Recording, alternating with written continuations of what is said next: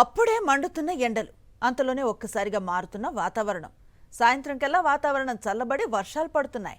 మధ్య వేసవిలో పలు చోట్ల ఉరుములు మెరుపులతో వర్షాలు బీభత్సం సృష్టిస్తున్నాయి. వీటన్నింటికి కారణం వాతావరణంలో వస్తున్న మార్పులే. గాలి రెండు వ్యతిరేక దిశల్లో పయనిస్తూ ఒకదానికొకటి ఢీకొన్నప్పుడు వడగాల్పులు వస్తాయంటున్నారు వాతావరణ శాఖ అధికారులు. అంతేకాదు హిమాలయాల్లో ఉన్న మంచు, సముద్రంపై ఉన్న తేమ, ఎండ తీవ్రత కూడా ప్రభావం చూపుతోంది.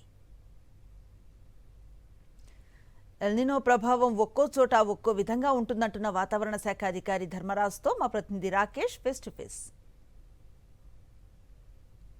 గత కొద్ది రోజులుగా వాతావరణంలో అనూహ్య మార్పులు కనిపిస్తున్నాయి.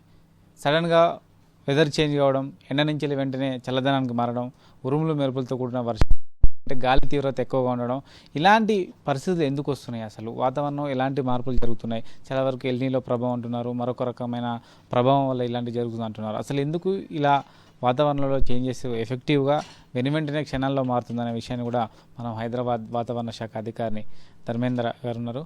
సార్ చెప్పండి, ఎందుకు ఈ మధ్య కాలంలో వాతావరణం ఎక్స్ట్రీమ్గా చేంజ్ అవుతుంది?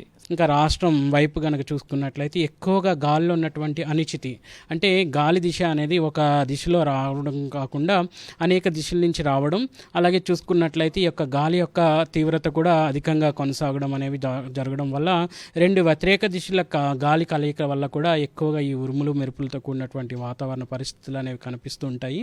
ఏదైనప్పటికీ కూడా వేసవి అనగానే మనకి ఎక్కువ ఉష్ణ తీవ్రత, అలాగే వడగాల్పులు, అలాగే చూసుకున్నట్లయితే ఉరుములు మెరుపులతో పాటు తేలికపాటి వర్షాలు అనేవి కూడా సర్వసాధారణంగా ఈ యొక్క సీజన్లో మనం చూడవచ్చు. సరే, అంటే వెదర్ అనేది వెంటనే అబ్నార్మల్గా మార్పు చెందడం, క్షణాల్లో మారడం, దీనికి ఏమైనా పర్టికులర్ రీజన్ ఉంటుందా? ముఖ్యంగా చూసుకున్నట్లయితే ఈ యొక్క చేంజెస్ అనేవి చూసుకున్నట్లయితే ప్రస్తుతం సర్వసాధారణంగా ఇవి గాల్లో ఉన్నటువంటి తేమ ఎంతవరకు ఉంది, గాల్లో ఏ విధంగా పవనాలు అనేవి కొనసాగుతున్నాయి, అలాగే చూసుకున్నట్లయితే ఎంతవరకు కూడా సూర్యరశ్మి భూమిని తాకుతుంది, వీటి మీద మనకి ఎక్కువగా ఆధారపడి ఉంటుంది. సో వాతావరణ మార్పులు అనేవి కూడా చూసుకున్నట్లయితే మనం గత 10 సంవత్సరాల కన్నా చూసుకున్నట్లయితే 10 కానీ 20 సంవత్సరాలు చూసుకున్నట్లయితే ఒక విధంగా భూమి ఉపరితలం అనేది వేడి వాతావరణంతో నిండుకుంది. గత 30 సంవత్సరాలతో పోలిస్తే ఈ యొక్క ప్రజెంట్ ఇయర్స్లోనే మనకి సుమారు 1 డిగ్రీ వరకు కూడా ఈ యొక్క ఉష్ణ తీవ్రత పెరుగుదల అనేది కూడా కనిపిస్తుంది. అలాగే చూసుకున్నట్లయితే మనం డైలీ వాడేటువంటి ఈ యొక్క ఇంధన ఖర్చు కానీ, వాడేటువంటి వాహనాల నుంచి వేడేటువంటి కాలుష్య లెవెల్స్ కానీ, అలాగే చుట్టుపక్కల పరిసర ప్రాంతాల్లో ఉన్నటువంటి గ్రీనరీనెస్ కానీ, ఇంకా కట్టడాలకు సంబంధించినటువంటి వాడేటువంటి తదితర సంబంధిత మెటీరియల్స్ కూడా మనకి మారుతున్నటువంటి ఈ యొక్క వాతావరణ పరిస్థితులకి దోహదపడతాయని కూడా చెప్పొచ్చు. వేసవి సమయం కాలం ఏమైనా పెరిగిందా? ఒక విధంగా చూసుకున్నట్లయితే వేసవి అనగానే ఇందాక చెప్పినట్లుగా 90 రోజుల వ్యవధి.